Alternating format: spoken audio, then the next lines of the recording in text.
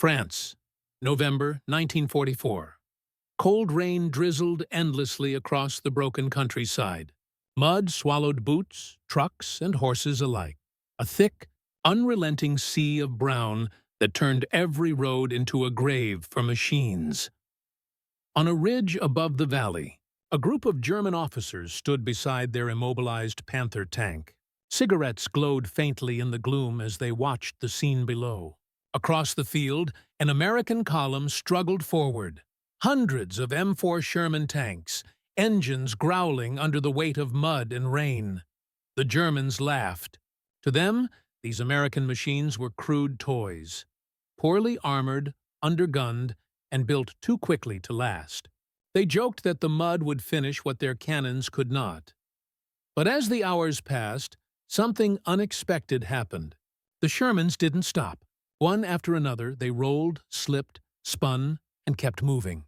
Mechanics worked knee-deep in freezing sludge, repairing broken treads in minutes.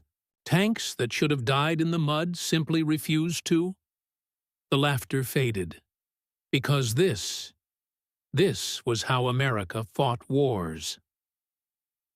The Second World War was not only a clash of nations and ideologies, it was a brutal contest of machines. By 1944, the Allied invasion of Europe had begun in full. The beaches of Normandy were secured, but the real struggle was inland, across the fields, forests, and rivers of France. It was there, beyond the glamour of D-Day, that a new kind of war emerged, a war of endurance, logistics, and reliability. The Germans entered this phase with supreme confidence in their engineering. Their tanks, the Panther and the Tiger, were mechanical marvels. Each was crafted with precision and armor that seemed invincible to anything the Allies possessed. To a German officer, a tank was not just a weapon. It was a symbol of industrial pride, an extension of the nation's obsession with mechanical perfection. Yet perfection came at a cost. The Tiger I, with its 80 mm gun, could destroy a Sherman at over 2 kilometers. But it required constant maintenance, consumed enormous amounts of fuel, and often broke down after a single day's operation. Its overlapping road wheels froze in winter. Its transmission failed under strain, and its sheer weight made recovery almost impossible once mired in mud. Meanwhile, across the Atlantic, the Americans approached warfare differently. Their military leaders, from Eisenhower to the Ordnance Department engineers, believed that the key to victory wasn't the best tank, but the one that could be built by the thousands, maintained by mechanics in the field, and repaired with the simplest tools imaginable. That philosophy gave birth to the M4 Sherman. Introduced in 1942, the Sherman was the embodiment of American practicality. Its 75 mm gun was adequate, its armor was decent, and its speed was reliable. But its real strength lay beneath the surface, the ease with which it could be repaired, replaced, and modified. Every Sherman used standardized parts, engines, transmissions, treads, all interchangeable, all mass-produced. By 1944, more than 40,000 Shermans had rolled off American assembly lines. Each one carried the spirit of an industrial nation that had retooled its car factories, steel mills, and shipyards to produce war machines at an unimaginable pace. German officers couldn't understand it. They looked at the Sherman's thin armor, its high profile, its relatively small gun, and laughed. To them, it was proof that Americans didn't understand tank warfare. But the laughter came from a place of arrogance, because what they didn't realize was that the Sherman wasn't designed for dueling. It was designed for moving. It was designed for staying alive. It was a tank meant not for glory, but for momentum. And in war, momentum was everything. As the Allied advance pushed deeper into France, this philosophy began to show its worth. The roads were few, the bridges destroyed, and the fields turned into quagmires after weeks of rain. German panzers, superior on paper, sat crippled for lack of spare parts or fuel. American mechanics, meanwhile, worked miracles in the mud. Engines were replaced in the open, Treads were repaired under fire, and damaged tanks were cannibalized to bring others back to life. Shermans that had been disabled in the morning were back in action by nightfall.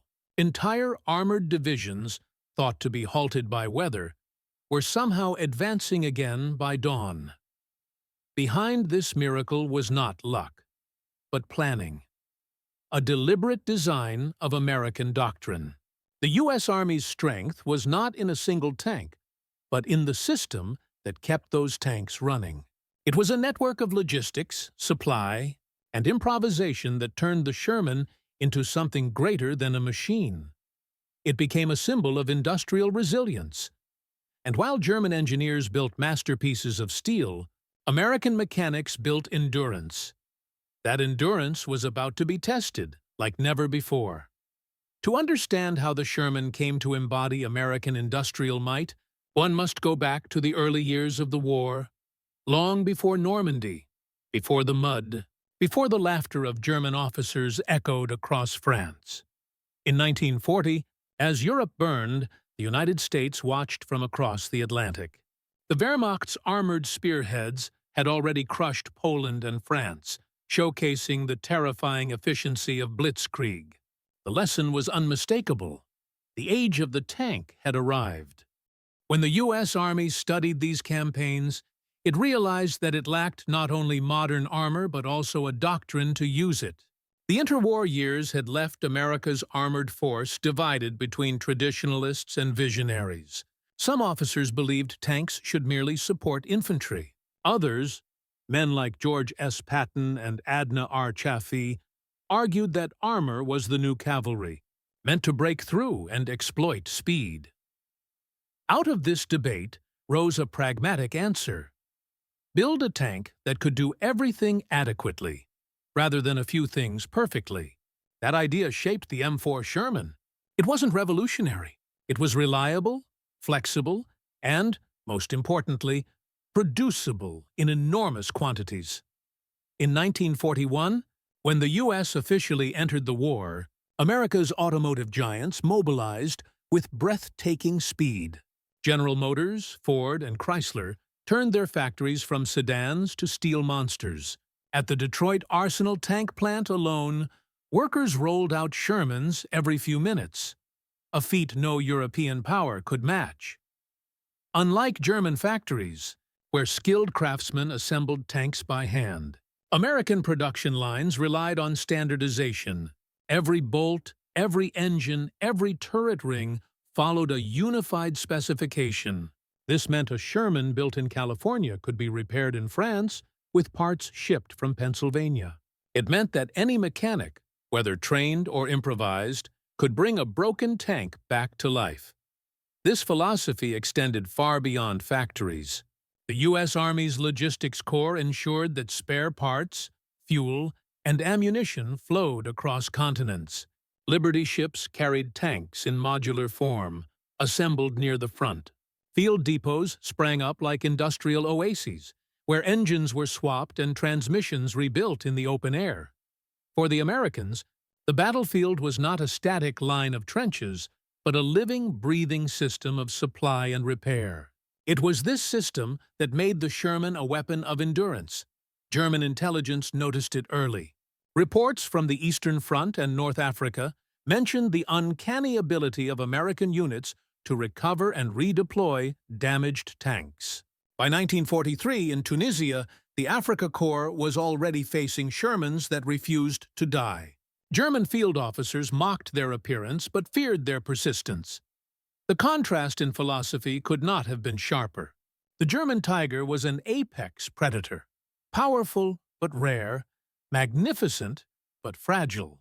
The Sherman was a wolf pack, smaller, faster, and endlessly replaceable.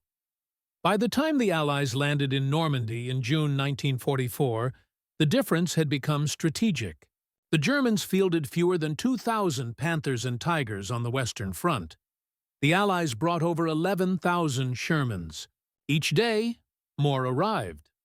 The terrain of northern France soon became the ultimate test ground for these opposing doctrines. The hedgerows of Normandy and the open plains beyond punished mechanical weakness and rewarded adaptability.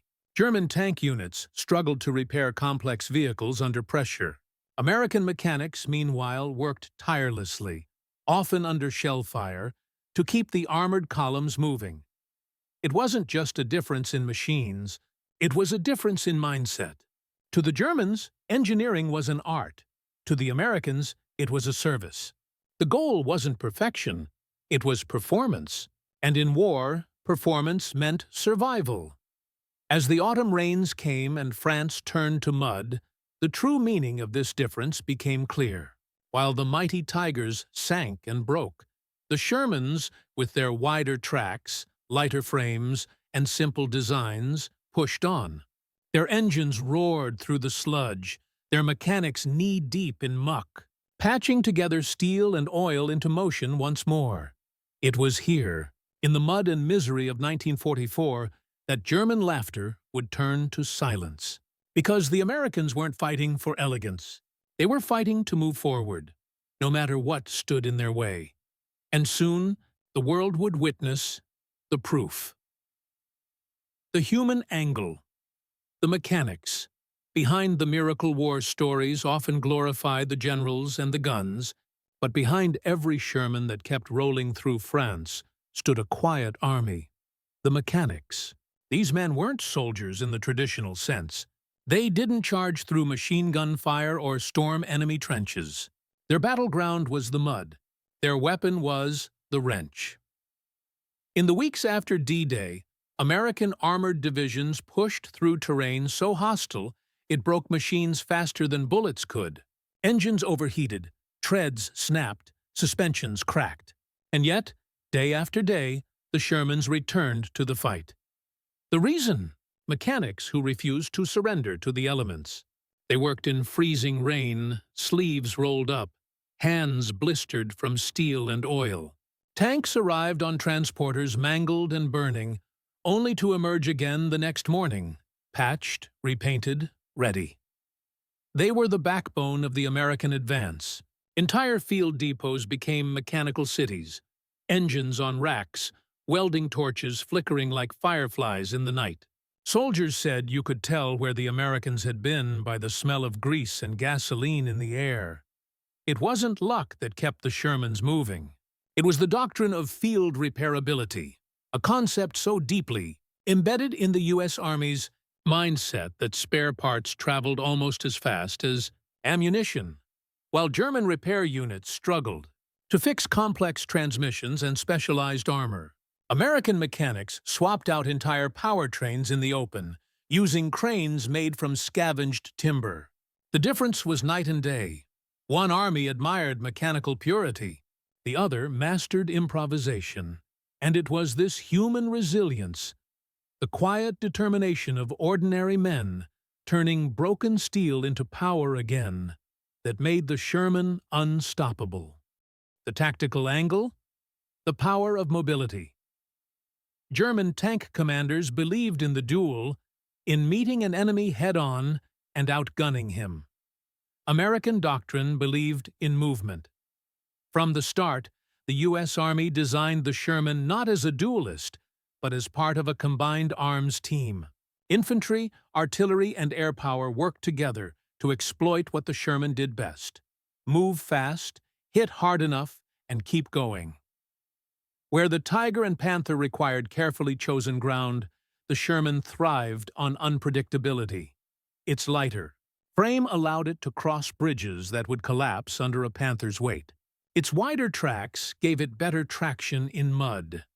And when one broke down, which they inevitably did, recovery crews could haul it out within hours. Mobility was more than speed. It was adaptability. Shermans were fitted with bulldozer blades to clear debris, Calliope rocket launchers to blast fortified positions, and even flotation screens for amphibious assaults. No other tank in the war changed roles so easily. German commanders couldn't comprehend it. They expected tanks to be purpose-built for specific missions. The Americans treated theirs like platforms. One foundation, endless possibilities. By late 1944, This philosophy had turned into a strategic advantage. Patton's Third Army was a storm of motion, advancing across Europe at a pace that stunned both friend and foe. His tanks didn't win by firepower alone. They won by never stopping. Every mile gained was a testament to the Sherman's mechanical reliability and the logistical machine behind it. The Germans had the better gun. The Americans had the better system. And that system, one of repair, refuel, redeploy, would prove deadlier than any cannon. The technological angle. Simplicity as superiority in the race for battlefield dominance. The Germans pursued complexity. The Americans pursued efficiency. The Sherman's brilliance wasn't hidden in advanced technology. It was in the simplicity of design. Its radial gasoline engine, adapted from aircraft use, was rugged and easy to maintain. Its transmission could be replaced in the field. Its suspension, the vertical volet spring system, absorbed rough terrain without breaking down. Where the Tiger demanded master mechanics and precision parts, the Sherman invited adaptation. Crews customized their tanks with improvised armor, sandbags, and logs. Engineers created variants for every purpose: recovery tanks, mine-clearing tanks, flamethrowers, bridge layers. Standardization turned innovation into a weapon. If a new improvement worked on one Sherman, it could be applied to thousands overnight. Factories back home could modify blueprints without halting production, something the Germans never managed with their over-engineered machines. This made the Sherman more than a vehicle. It was a modular system, a living organism that evolved with the war itself. By contrast, German tank production was crippled by specialization. Each model required unique parts, unique tools, and highly trained labor. The results were beautiful machines. But in a war of attrition, beauty broke. The American system, imperfect as it was, survived the chaos. Shermans could be rebuilt faster than Panthers could be designed. For every Tiger rolling off a German line, 10 Shermans emerged from American factories, each one easier to maintain, each one ready to roll into battle. That was the secret. Not brilliance, not superiority, but relentless, efficient functionality. And while the Germans mocked that simplicity, it was that very simplicity that would roll over them, in waves of mud, steel, and perseverance. The leadership angle. Patton's doctrine of relentless motion, General George S. Patton understood one truth about mechanized warfare. Momentum is victory. To him, a tank that stood still was already dead. His commands to his armored divisions were simple: keep moving, keep fighting, keep the enemy off balance. Patton didn't idolize the Sherman's technical qualities. He knew its weaknesses: the thin armor, the limited gun, the vulnerability to German 88s. But he also knew that it could move. He trusted it the way a cavalryman trusted his horse. The Sherman, to Patton, was not a dueling champion. It was a charger meant to flank, to encircle, to keep the enemy reeling. He once wrote in his field notes, "Fixed fortifications are monuments to the stupidity of man." He believed the same about overcomplicated machines. To him, the German Tiger was a fortress on tracks. Powerful, yes, but destined to stall. The Sherman, in contrast, was a raider, a hunter that fed on speed. Patton's armored columns became legends. His units advanced hundreds of miles across France and Germany in mere weeks, something no other general on the continent could match. The secret wasn't the Sherman's gun. It was the doctrine of continuous momentum. He pushed his logistics officers as hard as his tank crews, demanding that fuel, ammunition, and spare parts flow as fast as his advancing tanks. He created what became known as the Red Ball Express, a lifeline of trucks that ran day and night, carrying supplies to the front. It was here that the full design of the Sherman proved prophetic. Its fuel compatibility, easy maintenance, and interchangeable parts allowed Patton's men to stay ahead of the German retreat. His divisions didn't pause to repair. They repaired while advancing. To the Germans, this was madness. To the Americans, it was doctrine. The enemy angle, German realizations in the field, by late 1944, reports from German tank units began to reveal a shift in tone. The arrogance was fading. The laughter was gone. Commanders in the Wehrmacht's panzer divisions had begun to realize that their superior machines were losing the larger battle. Not through defeat in combat, but through exhaustion. One after-action report from the 2nd SS Panzer Division described American tanks that returned to the fight within hours of destruction. Another report from the 5th Panzer Army lamented that Americans replace machines faster than we can destroy them. German mechanics struggled to service their own vehicles. Panthers, rushed into mass production in 1943, suffered from weak final drives and fragile transmissions. Even minor damage could immobilize them for days. Spare parts were scarce, and fuel shortages crippled entire units. Meanwhile, the Shermans, crude, ugly, and unrefined in German eyes, simply refused to die. Even when burned out or blown apart, many were stripped for usable components and rebuilt. The American system made it so that a destroyed Sherman was not the end of a tank. It was the beginning of another.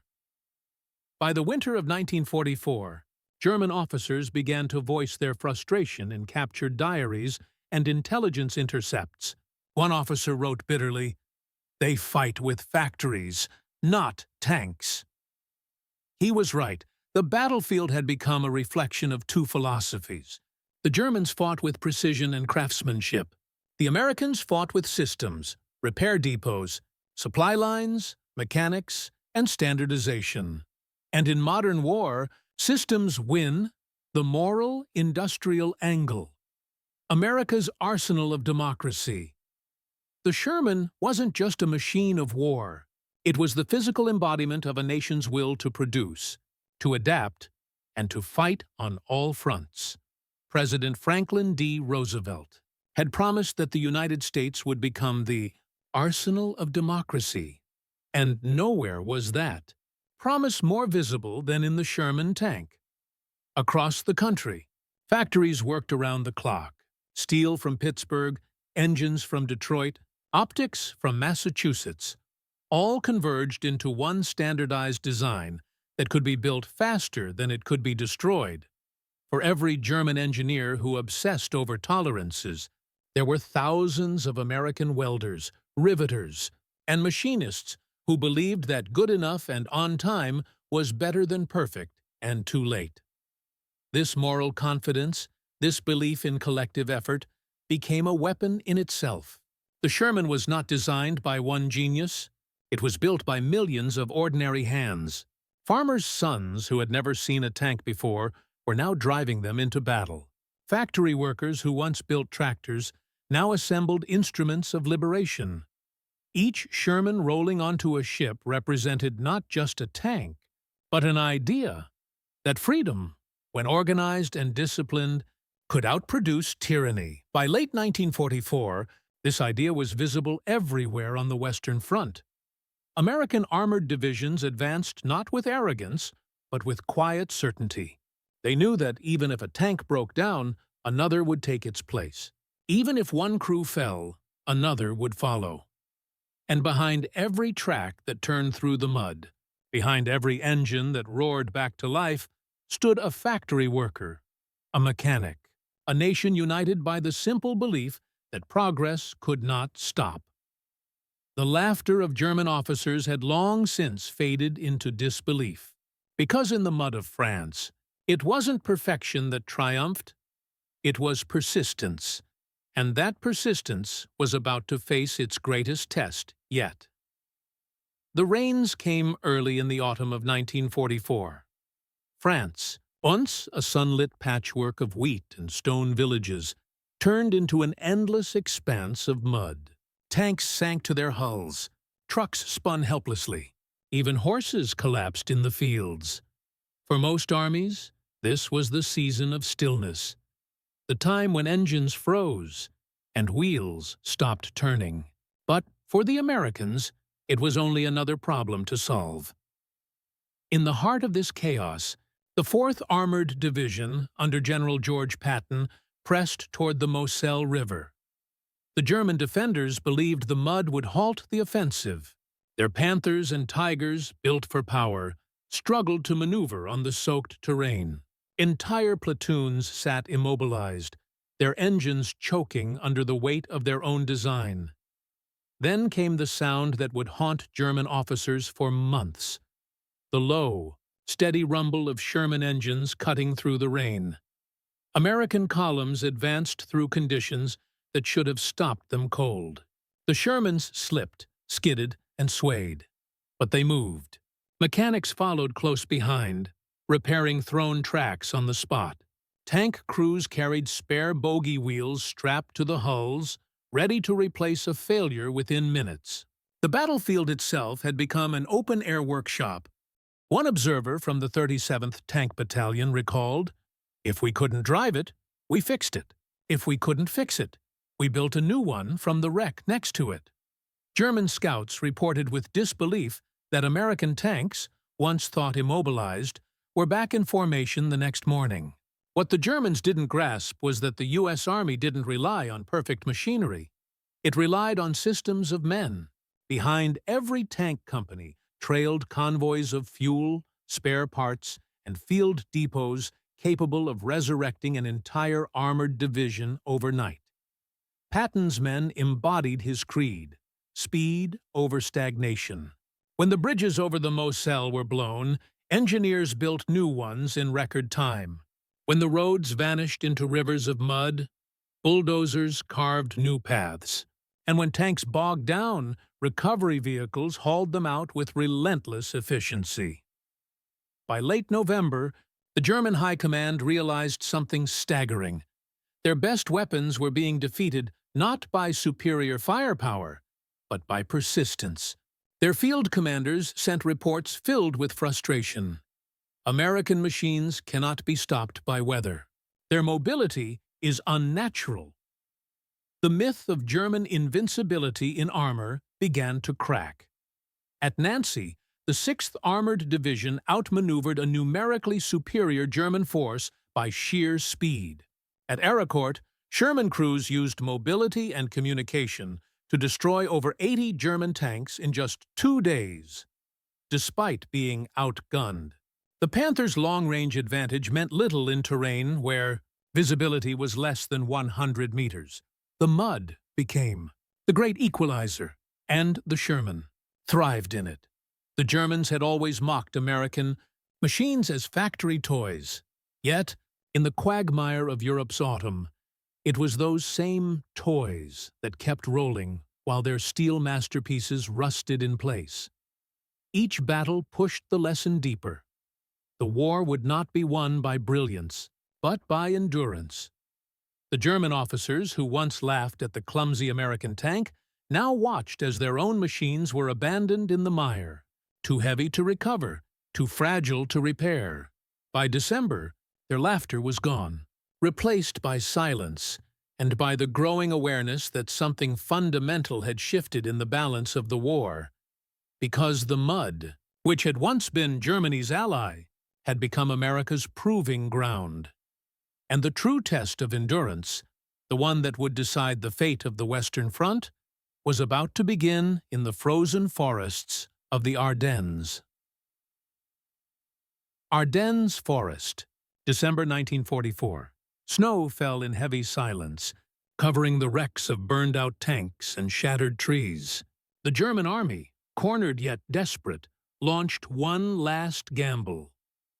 Operation Watch on the Rhine, better known to history as the Battle of the Bulge. It was Hitler's final attempt to break the Allied line and seize Antwerp, splitting the Western Front in two. The offensive struck with terrifying force. hundreds of tanks and armored vehicles poured into the Ardennes, taking the Allies by surprise. Fog grounded the Allied air forces, cutting off their greatest advantage. For a moment, the tide seemed to turn. But where others saw chaos, the Americans saw another challenge to overcome. In the early days of the battle, the roads vanished under snow and ice. Supply convoys froze in place. Temperatures plunged to 20 degrees. German armored spearheads, Tiger IIs, Panthers, and Stugs, pressed deep into American lines. To many observers, it looked like a disaster in motion. Yet, again, the Sherman tank and the men who maintained it would decide the outcome. In Bastogne, surrounded and outnumbered, American forces held their ground. Shermans, coated in frost, idled in narrow streets. Engines running constantly to keep oil from freezing. Mechanics used torches to thaw fuel lines, rebuilt engines in snowdrifts, and scavenged from wrecks to keep the line alive. Every night, the sound of hammering echoed across the frozen town, men working by lantern light to bring crippled machines back to life. Meanwhile, Patton's Third Army turned north, executing one of the fastest winter maneuvers in modern history. Within days, his armored columns, spearheaded by hundreds of Shermans, advanced over terrain the Germans thought impassable. The secret was preparation. Every tank carried winterized oil, snow chains, and improvised insulation crafted by field crews weeks before. German tankers, meanwhile, faced mechanical nightmares. The heavy King Tigers burned fuel at impossible rates, often running dry before reaching the front. Their engines froze solid overnight. Mechanics lacked parts, tools, or even proper shelter to service them. Dozens of German tanks were abandoned, not because of battle damage, but because they simply could not move. The Americans, by contrast, moved constantly. In the bitter cold, logistics units worked miracles once again. The Red Ball Express, already legendary, adapted to icy roads, chaining every tire, rerouting every convoy, and driving non-stop to supply the counterattack. It was this web of relentless motion, trucks, tanks, mechanics, and repair crews, that turned the tide of the Ardennes. On December 26, 1944, Patton's lead units broke through to Bastogne. The encirclement was lifted. Shermans rolled into the snow-choked streets, engines roaring, their tracks grinding through the wreckage of the German advance. For the Wehrmacht, it was the end of illusion. The offensive that was meant to divide the Allies had instead shattered Germany's last reserves. The Tiger IIs that had once terrified Allied tankers now lay crippled by the roadside. Mechanical corpses, frozen in place. Captured German officers were astonished by what they saw. Rows of Shermans idling in the snow, being fueled, repaired, and redeployed, all within hours. One prisoner later remarked, "They fight as if their machines cannot die." He wasn't far from the truth.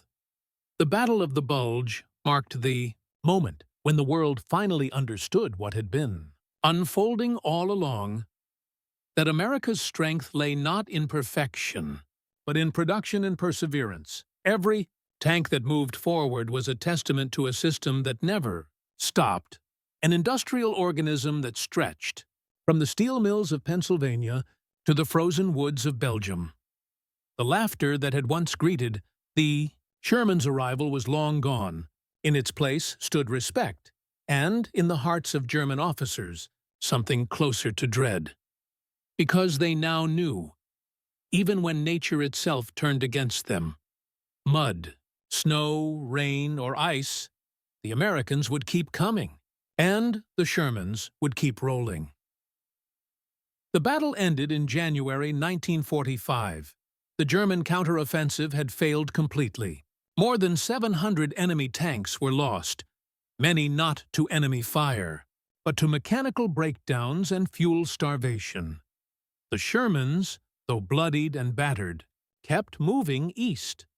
They were no longer underestimated. The war was turning, and the machine that symbolized endurance was leading the charge. When the snow finally melted and the roads of Belgium and France turned back to earth, the truth of what had happened lay bare across the land. Thousands of German tanks, Tigers, Panthers, King Tigers, sat abandoned along frozen roads and forest tracks. Many had been destroyed in combat, but far more were victims of their own design. Engines seized, transmissions shattered, and fuel tanks empty. In contrast, the American armored columns, battered, scarred, but mobile, pushed forward relentlessly. The M4 Sherman, the machine so often mocked as inferior, had done something no one expected. It had endured everything. In the weeks after the Battle of the Bulge, Allied intelligence officers conducted field inspections of captured and destroyed German vehicles. The findings were stark. German tanks that looked invincible on paper had proven disastrously unreliable in the field. Spare parts were almost impossible to obtain. Many units had cannibalized one-third of their vehicles just to keep the rest running. A U.S. Army Ordnance report summarized the contrast succinctly. The German tanks are excellent weapons when they run. Ours run. That sentence, simple, factual, devastating, encapsulated the entire war of machines. For all the fear that the Tiger had inspired, it was the humble Sherman that carried the Allies across Europe. From Normandy to the Rhine, the same pattern repeated. German mechanical superiority defeated by American logistical reality.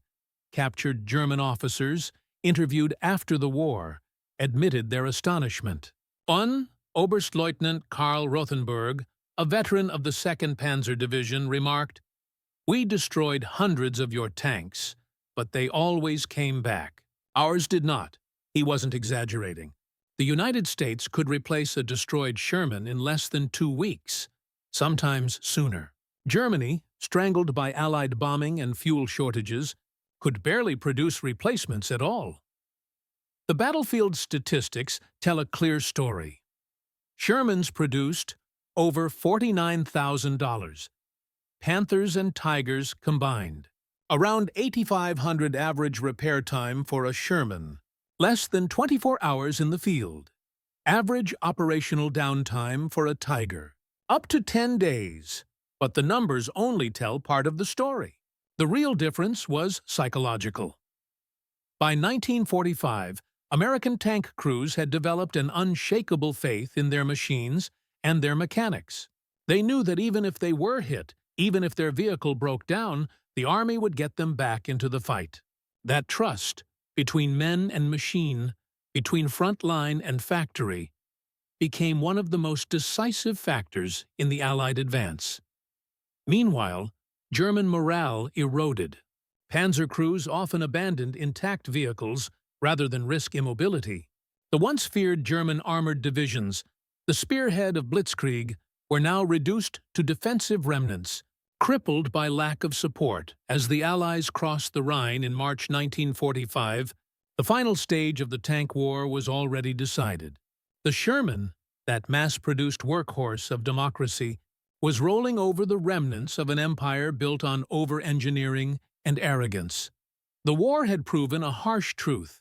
In the mud, the snow, and the chaos of modern warfare, reliability was supremacy, and the Germans, who had once laughed at American mechanics, were now studying them, trying to understand how their enemies' machines had kept moving when theirs had died. Because, for the Americans, the war wasn't about building perfect tanks.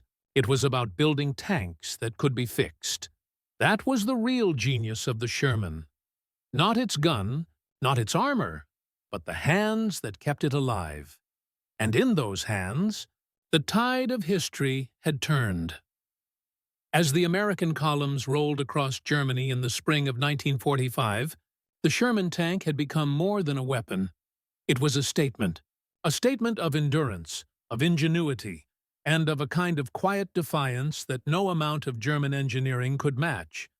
The contrast between the two armies was now total. German tank units, once symbols of fear, were shadows of their former selves. Many tanks were abandoned without firing a shot. Some lacked fuel, others spare parts. The German war machine, once a legend of precision, had ground to a halt. Meanwhile, the U.S. Army had become a moving factory. Mobile repair depots followed every division, staffed by mechanics who could rebuild a transmission in under 6 hours. Damaged Shermans were dragged off the road, stripped for usable parts, and replaced almost instantly. It was an endless cycle of renewal. This efficiency extended all the way back to the American homeland. While Europe burned, Detroit still thundered, producing tanks, trucks, and engines at a rate the Axis could never match. For every destroyed Sherman, there were 5 more waiting on the docks. The result was inevitable. When the Allies finally crossed the Rhine and swept into the heart of Germany, the Sherman led the charge. Town after town, river after river, the same machine that German officers once dismissed as primitive now rolled through the wreckage of the Reich. Its engine notes echoed across the ruins of what had once been Hitler's empire. A grim, mechanical hymn to the power of endurance. The Sherman's legacy was written not in glory, but in persistence. It was a tank that broke no records for firepower or armor, but it broke every record for reliability, availability, and adaptability. After the war, even the Germans acknowledged it. Engineers who had once designed Panthers and Tigers began studying the Sherman's production methods. In post-war interviews, many admitted that the American system had achieved something they never could: the perfect balance between simplicity and effectiveness. As Europe began to rebuild, thousands of surplus Shermans found new homes across the world. They fought in Korea, in the Middle East, and even into the 1960s, proof of their enduring design. Nations that could not afford the luxury of complexity found salvation in American practicality. The lessons were undeniable. In modern warfare, brilliance alone does not win. Sustainability does. The German laughter that had once echoed across muddy fields had long since turned to silence, replaced by the sound of engines that never stopped, turning for the men who kept those engines alive, the mechanics, engineers, drivers, and factory workers. The victory was not just military, it was industrial, human, and moral, because they proved that strength isn't measured by perfection, but by endurance through imperfection. The war in Europe would end within months, but the story of those rolling machines, and the men who refused to let them die, would live far longer. And as the last Sherman crossed into Germany, its treads grinding over the ruins of once invincible panzers, the world finally understood. In the mud of France and the snow of the Ardennes, America had redefined what it meant to build a weapon of war, not one that never failed, but one that could always be repaired. A philosophy born not from arrogance, but from resolve. A philosophy that would shape every machine, every army, every war to come. The laughter of the past was gone. In its place, the steady heartbeat of an engine that refused to stop. In the end, the story of the Sherman tank is not one of glamour or perfection. It is the story of endurance, of machines built to survive, repaired by human hands, and driven by willpower stronger than steel. The Germans sought mastery through complexity. The Americans found victory through simplicity. In that difference lay the defining truth of modern warfare. The most advanced weapon is useless without the system that sustains it. The Sherman was not the best tank on the battlefield. It did not have the thickest armor, the largest gun, or the most imposing silhouette. But it was the tank that was always there. When the mud thickened, when the snow fell, when engines froze, the Sherman moved. Every bolt, every engine block, every worn track plate told the same story, of a nation that understood that wars are not won by ideals of perfection, but by the relentless ability to adapt and endure. The laughter of German officers in those early days had come from confidence, from faith in precision. But by the war's end, that laughter had been replaced by awe, even respect, because they had witnessed something they hadn't believed possible. An army whose machines fought like living things, dying and rising again, unstoppable. The Sherman became more than a tank. It became a symbol of American ingenuity, of ordinary men and women working together across oceans, of the idea that progress is not beauty, but persistence. In the mud of Europe, among the ruins of over-designed empires, the truth rolled forward on steel treads and simple mechanics. Victory belonged not to the perfect, but to the ones who kept moving.